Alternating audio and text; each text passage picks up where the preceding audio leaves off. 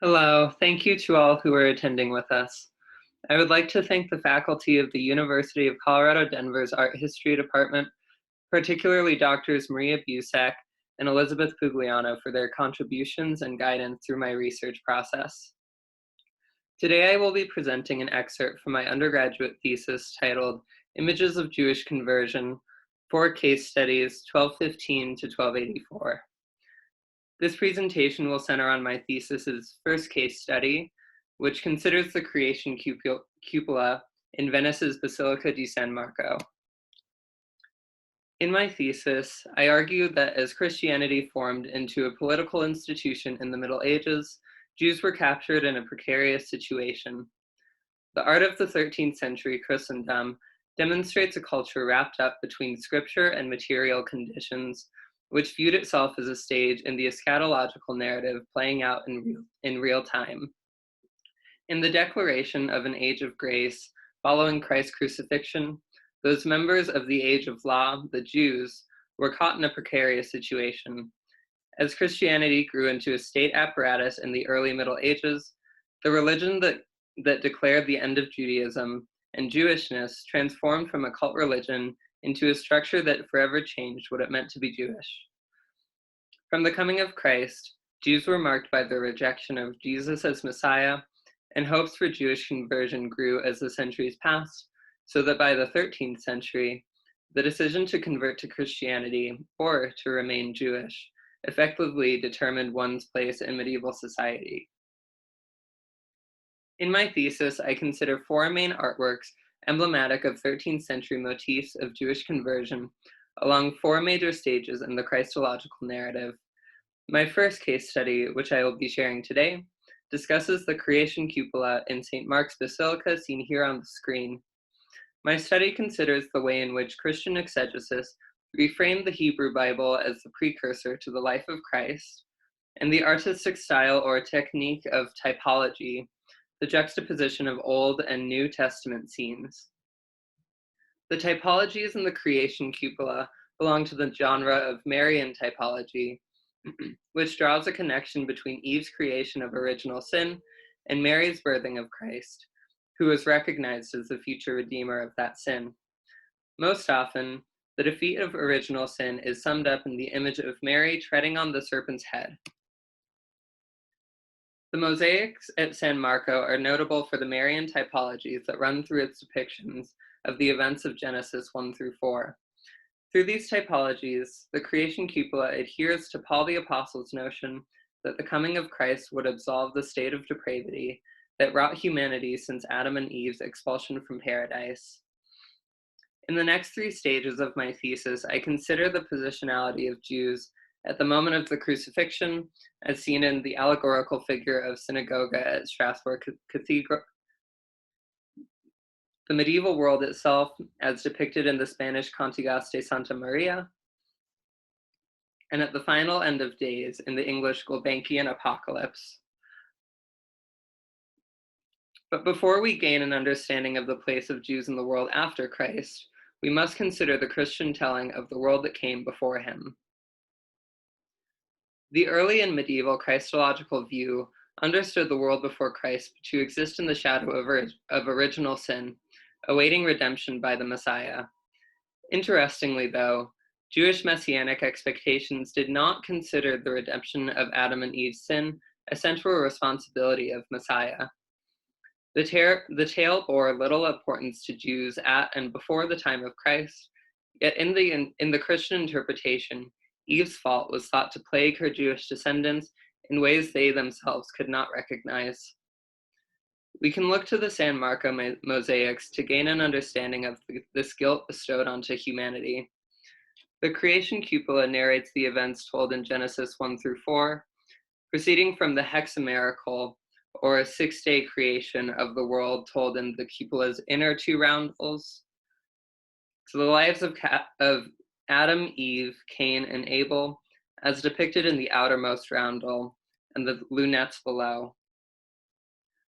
The creation cupola's mosaics include Marian visual elements and details that distinguish this particular depiction of the origins of mankind.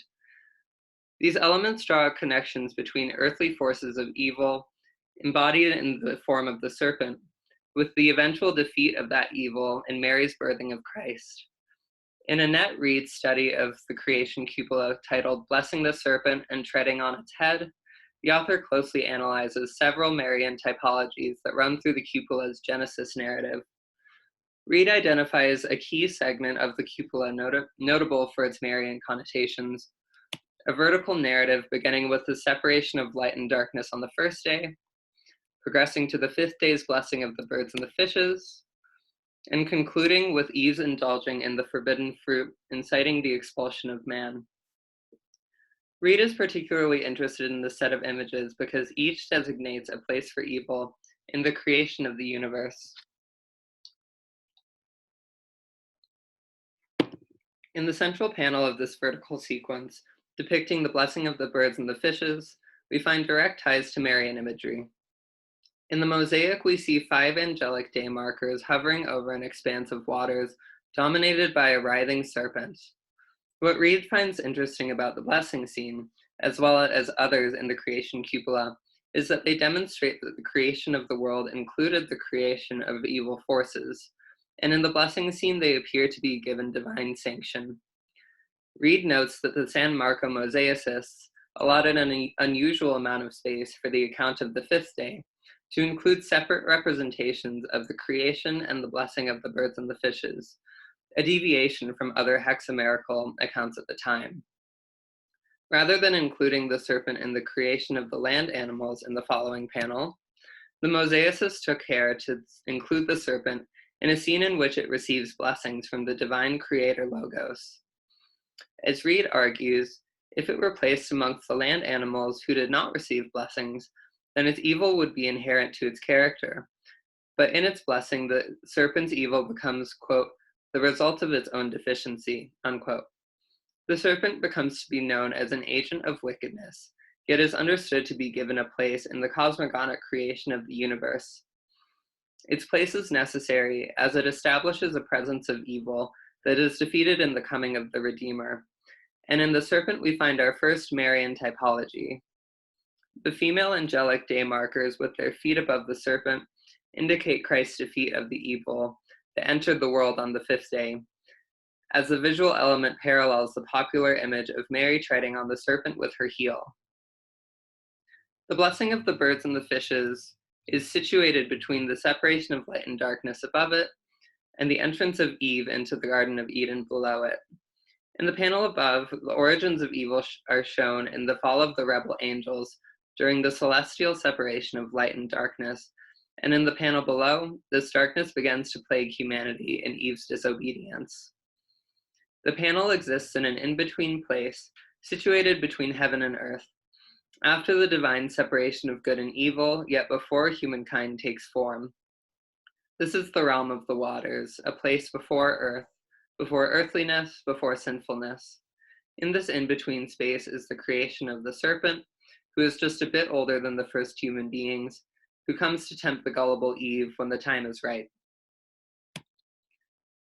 As the hexamerical sequence transitions into the account of the lives of Adam and Eve, we find that the creator Logos' creation of evil forces manifests in the human realm. Following the creation of Eve and her presentation to Adam in the outer roundels, 2nd and 3rd panels, by the 4th scene shown here, Eve shows no hesitance in indulging in the fruit forbidden to her. The serpent is the devilish voice which speaks to Eve, urging her to eat the fruit from the tree of the knowledge of good and evil. It is she who takes his word, who acts out his plan, who suggests to her husband in the following panel that he eat the fruit, though God commanded him not to.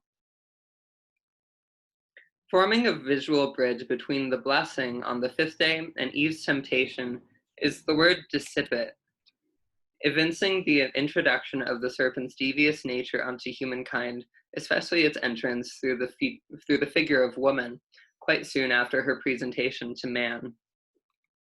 In the final result of Eve's sin, as depicted in the last panel's image of the expulsion, we find visual allusions between the figures of Eve and Mary. Following their banishment from paradise, we find Adam tilling soil with a pickaxe, fulfilling his divine order to toil in the earth as told in Genesis 3:17, 18, and 23, while Eve sits enthroned and holding a distaff. The image may have been patterned after the one in the Moutier-Granville Bible, another descendant of the Cotton Genesis, which depicts Eve seated in a bower holding an infant Cain or Abel. More though, the image of an enthroned Eve is important for its connection with the apocryphal image of Mary weaving at a loom at the moment of the Annunciation. Reed notes that while the image of Eve enthroned is difficult to contextualize while looking to its scriptural and apocryphal sources, when read in relation to Marian typology, quote, an enthroned Eve infuses the tragedy of her sin with hope for salvation, end quote. Following her banishment from paradise, Eve sits working at her distaff, waiting for her re-entry seemingly for an eternity. She carries on in her state of perpetual toil until, in her incarnation as Mary, she receives word that she will return humanity to its salvation. The possible influence of the Moutier-Granville Bible, modeled after motifs of Mary holding the Christ child, positions Eve as the mother of the living, as she is named in Genesis 3:20. Yet, as Abel's death at the hand of his brother shows, the second generation of humankind is plagued by death in the shadow of Eve's fault, rather than prospering in life. The lives of Cain and Abel are represented in the three lunettes below the cupola. The lunettes continue the Genesis narrative across the west arm atrium's east, south, and west walls. Cain and Abel, respectively a tiller of the earth and a shepherd, presented offerings from their harvest to God, who accepts Abel's gift of sheep's meat and rejects Cain's offering of fruit. In a fit of rage, Cain slays his brother, disobeying the Lord's warning in Genesis 4:7 that, quote, if thou doest not well, sin coucheth at the door, and unto thee is its desire, but thou mayest rule over it. In the depiction of Cain slaying Abel, the writhing terrain of the earth echoes the shape of the serpent, as if the influence of sin on humanity's earthly state had ingrained itself within the soil that Adam and Cain tilled. The earthly influence of the serpent signals Cain's ultimate succumbing to the forces of sin that plagued him, and the supposed tendency of mankind to opt for sinful impulse rather than mastery over temptation. Eve may be the mother of the living, but she is also the mother of sin, death, and damnation. In contrast, Mary is named the Mother of God, who bore the one who died for the sins of humankind, who delivered it from its state of depravity. The Marian connotations of the expulsion scene gain a deeper level of meaning when considering the delineations between characterizations of Eve and Mary, the way in which Eve's behaviors pose faults that were corrected in the figure of the Virgin. While Eve acted in a manner Reed describes as, quote, archetypically gullible, disobedient, and sinful, unquote, Mary's infallible purity places her as the emblem of, quote, rationality, disobedience, and chastity, unquote. In the figure of the Virgin, the typology left open by Eve is completed. Through the creation cupola's mosaics, we find darkness, evil, and sin to all be understood as relatively the same. They are represented in different forms at different points in the narrative, but they are summed together in the figure of the serpent. They first appear during the genesis of satanic forces in the separation of light and darkness, and are personified in the form of the serpent in the blessing of the birds and the fishes.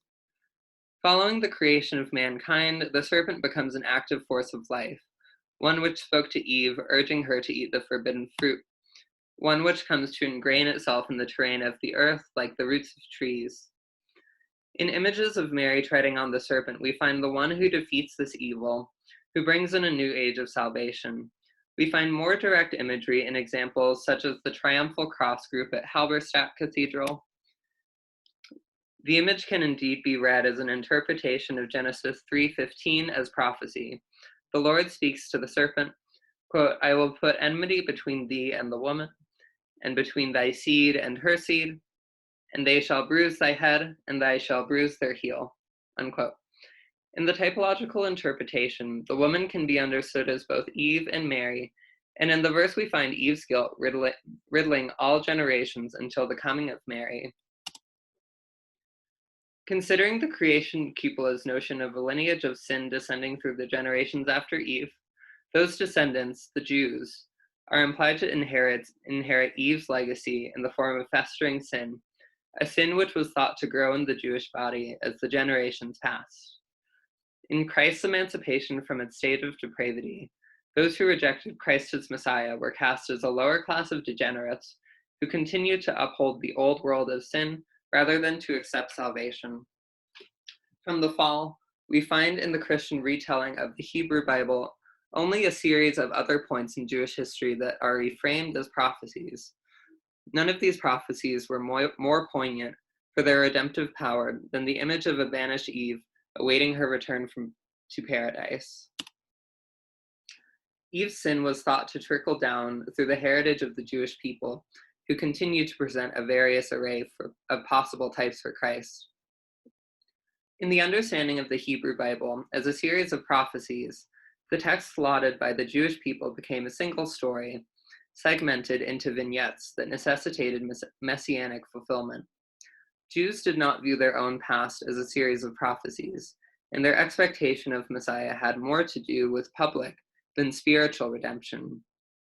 Yet, for their adherence to the text in its full form, Jews were accused of subscribing to written law over understanding the spiritual nature as unveiled in the New Testament. Jews indeed descended from Eve as their own discrete people, understanding themselves as the chosen people, redeemed by Hashem from slavery in Egypt. In the medieval Christian imagination, though, that peoplehood was defined by its inheritance of sin, rather than its discrete experience as an oppressed group. In the Christological view, Jewishness became synonymous with sinfulness, as they represented a pre-salvation state in which they had no guidance beyond the 10 Commandments, which only identified sin. That achieving salvation from sin required one to convert from Jew to Christian is evidence enough that to remain Jewishness was seen as to remain in a sinful state. Jewish hopes for messianic redemption assumed the redemption of the Jewish people from its history of plight, not the dissipation of Jewishness entirely, as Jewishness was understood as a source of resilience and peoplehood, rather than the site of festering sin. Jewish messianic art of the late Middle Ages continued to look to Messiah as a figure of Jewish deliverance, the liberator of Ashkenazi Jews from the persecutions they faced at the hands of Christians in Europe. In 13th century manuscripts depicting the Feast of the Messiah, and in the later Haggadahs of the 14th and 15th centuries, medieval Jews were also looked to Messiah as a figure of redemption, in their case, redemption from persecution. Rather than delivering the Jewish people to a place where their glory and safety were secured, as Jews so hoped the Messiah would do, the Christian Messiah was thought to bring the end to Judaism and the Jewish people itself, establishing a new, victorious religion in its stead. The mosaics at San Marco indeed evince early hopes for Jewish conversion and the final entrance of darkness onto the earth, which remains until the coming of Christ. The mosaics demonstrate an overwhelming tendency to demonstrate the plight of good over evil, of light breaking through darkness, and the Jewish society plagued by evil, which the final mosaics allude to, is the last instance warranting the restoration of good. After the viewer completed the spiraling, cyclical viewing of the cupola, they were spit out, so to speak, into a lower echelon, the one of the second generation of humanity riddled with violent sin. In this second tier, the viewer relates to Cain and Abel as fellow members of the earth, and here one is reminded of their own earthly state. The conversion of the Jews represents the closure of the final typology, as their conversion guarantees human salvation and re-entry into paradise. Thank you.